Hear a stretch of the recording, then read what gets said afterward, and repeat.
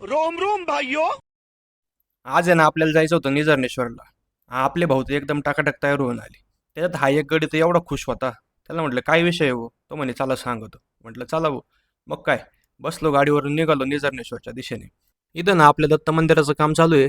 म्हटलं काम कुठपर्यंत आलंय काय बघून जाऊ. आपल्या कारागिरांचं मस्त इथं पडदे वाचायचं काम चालू होतं. तिथून निघालो.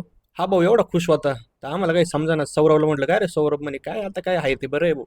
अच्छा, हमको सिखा रिया है. आणि या मनोली गावातून कोकण गावाला जायचं म्हणजे ना, गाडीचा आणि माणसांचा डायरेक्ट खुळखुळा होतो. एवढे खड्डे, का रस्त्यात खड्डे, का खड्ड्यात रस्ते, काहीच समजत नाही. हमारे यहाँ ऐसा ही होता पुढे येऊन पाहतो तर म्हटलं अरे हा तर दुबईचा प्राणी आहे, हा इकडं काय करतो, हा तर वाळवंटात राहतो. याला पाहून मग काय केली निझरनेश्वर कमानीतून आतमध्ये एंट्री.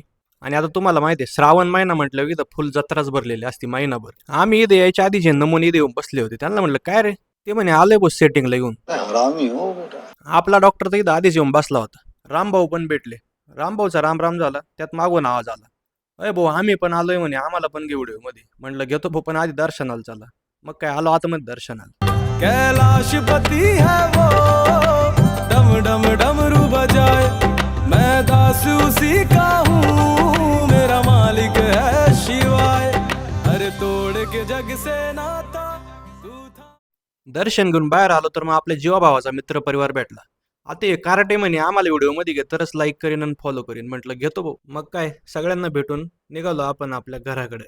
तर कसा वाटला तुम्हाला व्हिडिओ? आवडला असेल तर लाईक करा, फॉलो करा. धन्यवाद.